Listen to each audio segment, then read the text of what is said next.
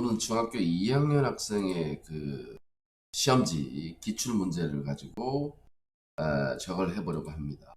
요거는 자, 요 문제는 말이죠.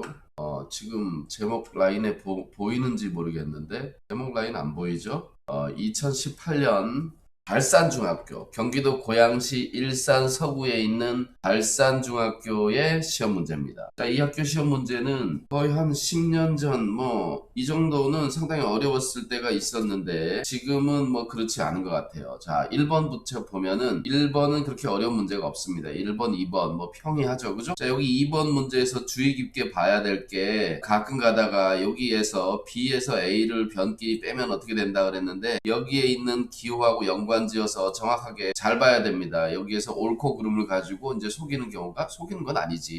강조하는 부분이 있어요. 자, 그 다음에 이런 문제는 또 실수하면 안 되잖아요. 여기서 실수할 게 거의 없어. 실수를 하면 안 돼. 자, 여기 4번 문제는 조금 걸리기는 하는데 이렇게 6개까지 뭔지를 알아야 될까? 6개까지 뭔지를 알아야 될까 싶기는 한데 교과서에 이런 문제가 나오니까 그 정도로 받아. 자, 이게 5번의 지수 법칙은 간단한 지수 법칙을 잘 알고 있느냐라는 내용이죠. 그래서 간단하게 여기에서 조심해야 될 것은 요 리을 정도만 조심하면 될 것. 숫자의 세제곱인데 선생님 여기 9라고 썼으면 좋았을 걸. 애들이 거기 낚시질 잘 걸리는데. 자, 6번은 간단한 계산이죠. 계산 자체가 어렵지 않습니다.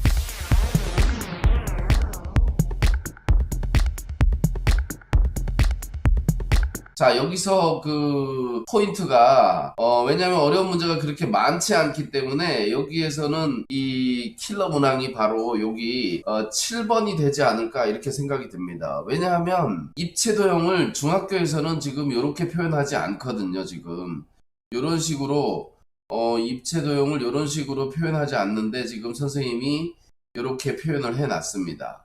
요거는 초등학교에서 배우는 과정이거든요. 그런데 초등학교 때 배웠으니까 이것도 이해를 해야 되겠지. 자, 초등학교 때 2학년 때 배웠던 구구단 여태 시험에 나오지 않나요? 그죠? 그러니까 이거 선생님이 아주 약간은 고민을 많이 한 흔적이 보여요. 창의적인 문제라고 생각이 돼요. 자, 한 변의 길이가 요것인 3x제곱 y 세제곱인 정육면체 모양. 야, 이게 정육면체 모양이니까 이 변을 이렇게 세제곱을 해야 부피가 되겠네요. 그죠? 하나, 쌓기나무 하나. 그러면 우리가 여기서 알아야 될 게 쌓기나무가 몇 개인지만 알면 되겠네요. 여러분들 초등학교 때 공부했던 기억 납니까? 쌓기나무 개수 세는 거? 어떻게 합니까? 이 위에서 본 모양에다가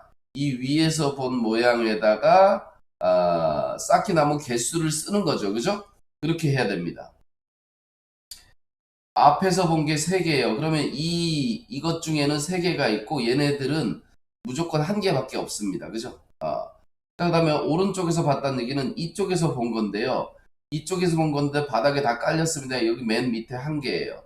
얘는 2개, 얘는 3개 이렇게 되겠죠. 그죠? 얘는 3개. 거꾸로 적었나? 거꾸로 적어도 뭐 상관은 없긴 한데 자, 여기 지우개를 아이고 지우개 어디 있어? 지우개를 지워야 되는데 지우개가 여기 들라나? 여기 되네요. 자, 이렇게. 자, 이 상태에서 이쪽에 봤을 때 1개, 2개, 3개니까 여기는 1개, 2개, 3개 이렇게 됩니다. 그러면 쌓기나무 하나의 부피는 3의 x제곱 y 세제곱 요것의 세제곱이 되고요. 이런 쌓기나무가 몇 개냐 하면 요 1, 2, 3 더하면 6이니까 7, 8, 8개입니다. 8개. 그죠? 자, 이렇게 됐네요. 그러면 3의 세제곱 27, x의 2, 3은 6제곱, y의 3, 3은 9제곱, 그리고 8을 곱하니까 27 곱하기 8을 하면 되네요. 27 곱하기 8. 야, 2의 세제곱, 3의 세제곱, 2의 세제곱, 6의 세제곱, 7, 8에 56, 2, 8에 16, 21 이렇게 되네요. 그죠? 216. 자, 216 x의 6제곱, y의 9제곱 되고요.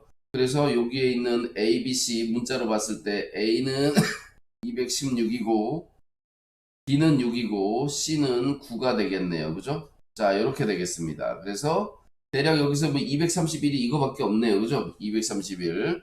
216보다 큰 게 하나밖에 없어요. 그래서 그냥 요걸 쓰면 되겠죠.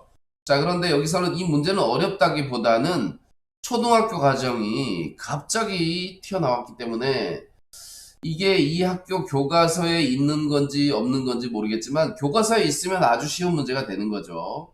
교과서에 이런 새 출판사에서 나온 새로운 교육 과정에는 이런 표현이 거기 있는지 모르겠어요. 요게 교과서에 있다면은 간결하게 풀 수 있겠지만 그렇지 않다면 갑자기 튀어나왔기 때문에 아이들한테는 우리 학생들한테는 어려울 수가 있다 이렇게 보겠습니다. 자, 그 다음에 뭐 8번 계산하고 야 이건 뭐냐 소방시설 설치 유지 및 아파트 아래와 같이 소방시설 관리실에서 안내방송을 생뚱맞게 합니다. 사이렌 양해하여 아씨 녹화 중인데 뭔 비상벨이 울려.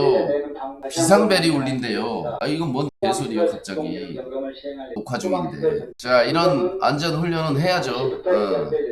안전훈련은 해야 되는데 해필이면 내가 녹화하는 시간에 안전훈련을 한다고 하냐. 자 8번은 간단하고요. A와 B의 개수의 곱은 그랬습니다. 여기 8번에서는 간혹 가다가 학생들이 실수할 수 있는데요. 예를 들어서 어떤 답이 나왔는데 자 뭐 10분의 3a-2b라고 했을 때 이 A의 개수 B의 개수를 예로 보면 안 됩니다. 그죠? 여기 분모까지 봐야 돼요. 10분의 3이 A의 개수고요. 요거 마이너스 10분의 2가 B의 개수인 거예요. 그 개수 조심해서 봐야. 자, 그리고 이게 교육과정이 2018년도에 출제됐기 때문에 2018년도에 중학교 1학년 책이 달라졌거든. 2학년 책은 그대로였어요. 그래서 여기에는 부동식 파트하고 연립방정식 파트하고 껴 있어요. 그래서 연립방정식이 지금 여기 나왔는데 이번 시험에서는 중간고사에서는 연립방정식 거의 범위 없죠. 그죠?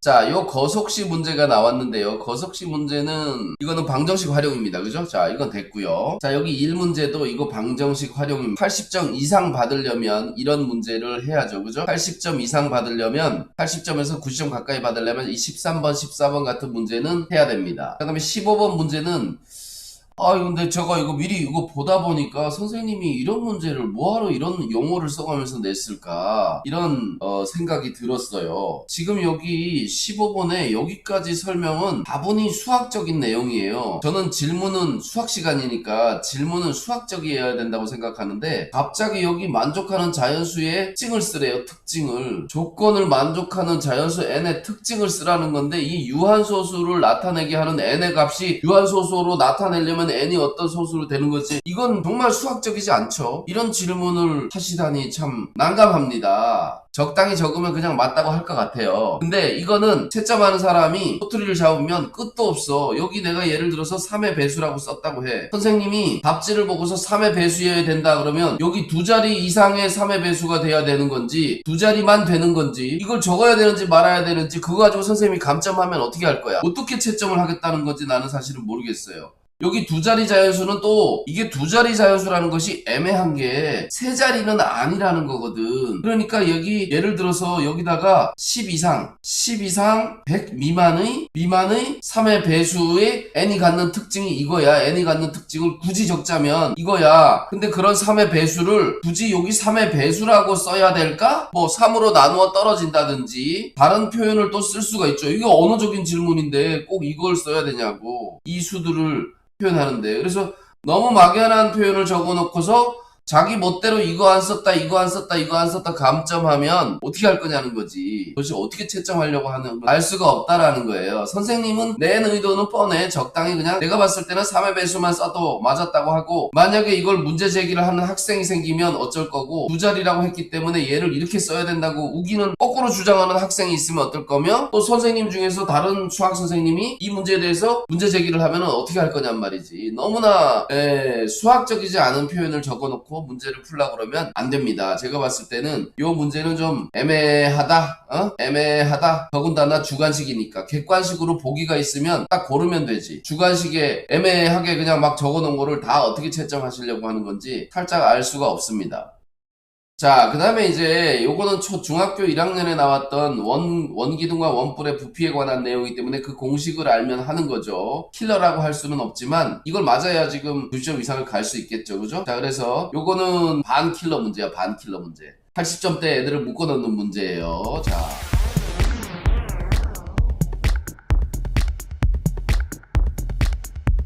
근데 이제 요 문제는 완전히 이제 킬러 문제죠. 요 문제는 18번이 제가 봤을 때는 가장 킬링 포인트입니다. 자, 이거는 아주 난해한 문제예요. A, B커에 각각 20%의 소금물과 200g과 5%의 소금물 400g이 들어있다. 이 12%의 소금물 600g을 만들기 위해서 A, B를 섞었더니 원하는 농도의 소금물이 나오지 않자 일부를 덜어내고 소금과 60g의 물을 더 넣었더니 원하는 농도의 소금물이 만들어졌다. 일부를 덜어내고 소금과 60g의 물을 더 넣었더니 소금도 넣고 물을 넣었어. 약간 자 그랬더니 어쨌든 이렇게 원하는 게 나왔다는 얘기. 문제의 상황에 맞게 미지수를 정하고 미지수 두 개인 연립방정식을 세우시오. 자 애매하죠. 자 소금의 양을 x라고 해서 이제 문제의 상황을 해결을 해야 될 것 같아요. 소금의 양을. 자, 그런데 이거는 뭐, 이 문제로 봤을 때는 이 대부분의 학생들이 킬링 포인트죠. 그죠? 다 여기서 뒤집니다. 그리고 선생님이 맨 마지막에 넣어놨어요. 그죠? 마지막까지 못 온 사람들은 어차피 킬러 문제를 구경도 못 하는 거예요. 그죠? 자, 그래서 이 마지막 문제를 오늘은 한번 풀어보도록 하겠습니다. 자, 제가 소금물 문제를 풀려면 항상 그릇을 그리라 그래요. 이렇게. A, B 커에 여기는 퍼센트를 여기다 쓰라 그러죠. 그죠? 20%짜리 200g 하고 자 여기 B가 있는데요. B는 얼마냐 하면 5%짜리 그죠? 5%짜리 400g 이렇게 있습니다. 이렇게 둘을 섞었어요. 그래서 12%짜리 600g을 만들고 싶어. 자 200하고 400을 섞었으면 600이 되긴 되는데 여기 원하는 게 요거네요. 그죠? 원하는 게 요거예요. 여기에 가볍게 12%의 소금물 600g을 만들고 싶다라고 했는데 원하는 농도가 나오지 않았다 그랬잖아요. 그죠? 그래서 원하는 농도의 소금물이 결국은 만들어졌다 그랬죠. 그죠? 제가 여기서 이 얘기를 왜 하냐면 이거 둘을 섞었더니 얘가 안 됐어요. 그런데 결국은 이렇게 돼야 된다는 거죠. 농도는 12%가 돼야 되고 소금물의 양은 600이 돼야 되는 겁니다. 자, 그래서 와, 씨, 짜증난다. 이게 연습이에요, 연습. 아까 연습, 이거 편집하다가 앞부분이 잘릴지도 모르는데, 이게 연습한다고 지금 훈련 상황이라고 이렇게 안내 방송이 나오고서 지금 나온 겁니다. 야, 이것도 유튜브에서 또 불렀다고 하는데 바깥에 안 나갔다고 난리 나겠다. 자, 그래서 여기서 일부를 덜어냈어요. 덜어냈어. 야, 여기서 일부를 덜어냈어요. 이 부분에서 일부를 덜어냈어요. 야, 이게 장난이 아니야. 그리고 소금을 Xg을 더 넣고, 그 다음에 물도 넣었어요. 0%죠, 물은 0%짜리 60g을 넣습니다. 그죠? 자, 그러면 얼마만큼 덜었느냐? 이 둘을 섞으면 어떻게 되느냐 하면, 이 둘을 섞었을 때 농도를 알아내야 돼요. 그래야지 여기서 덜어낼 때 소금이 빠져나가거든. 그래서 이 둘을 섞었을 때 얼마가 되는지를 알아야 되는데 전체 양은 600이 되고요. 600이 되고 이 둘만 섞으면 여기 농도는 모르겠죠. 그죠? 농도를 Y라고 합시다. Y.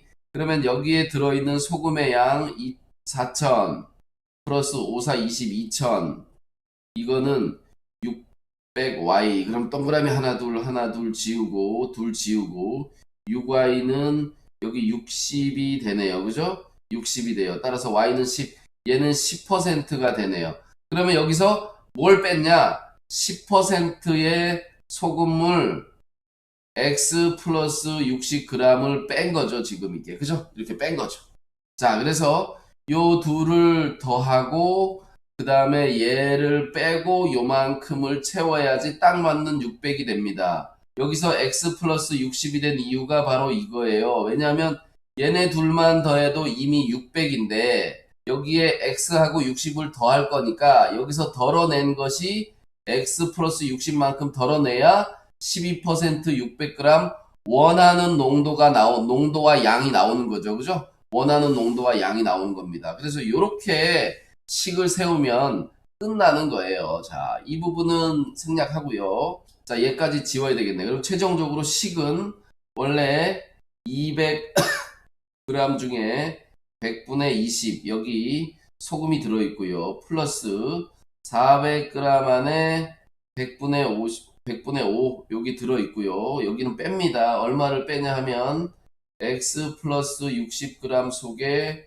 100분의 10을 빼는 거죠.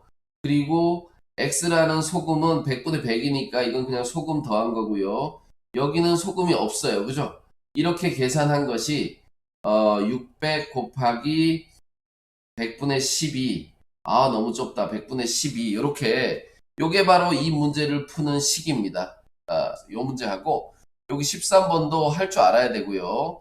여기에 그 단위의 일치가 중요합니다. 여기 이 문제에서 맨날 틀린 학생들은 뭐냐면 시속이고 시속인데 여기도 시속이란 말이 나오잖아요. 그죠? 여기 도중에 30분 이거 2분의 1 시간이에요. 2시간 20분 이것은 2와 3분의 1 시간이에요. 시간으로 고쳐서 계산해야 되는데 이걸 그냥 하면 다 틀리게 되겠죠. 이 부분에서 단위의 일치를 시키는 것을 해야지만 문제를 풀 수 있습니다. 그것만 시키면 사실은 또 별로 어려운 문제가 아니에요. 자, 그래서 이번 문제는 이렇게 점검을 해봤습니다만은 여기서 킬러 문제라고 할 만한 것은 바로 여기 7번 문제와 준 킬러 문제라고 보면은 이건 범위에 안 받지만 방정식의 활용, 연립방정식의 활용 13번, 14번. 그죠? 13번, 14번. 자, 그리고 여기 요거 16번에 요거는 뭐 킬러 문제라고 할 수는 없는데 요 문제와 여기 18번. 근데 번호들을 쫙 불러보니까 연립방정식에서 킬러 문제를 잔뜩 만드셨네. 연립방정식밖에 없네, 킬러 문제가. 자, 요런 거는 좀 선생님들 그 출제하시는 선생님으로서는 지양을 해야 돼요.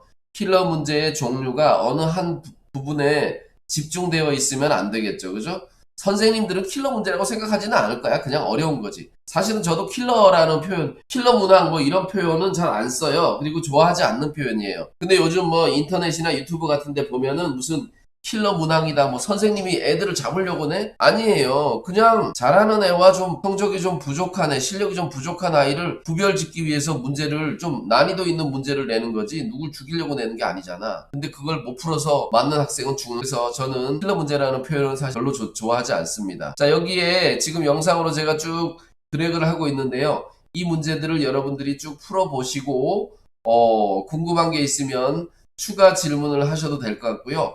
이번 시험에서는 연립방정식은 안 나오니까 연립방정식 파트는 좀 빼고 해도 될 것 같아요. 자, 마지막으로 제가 여기 답을 보여드리겠습니다. 답을. 자, 쭉 해서 1번부터 18번까지.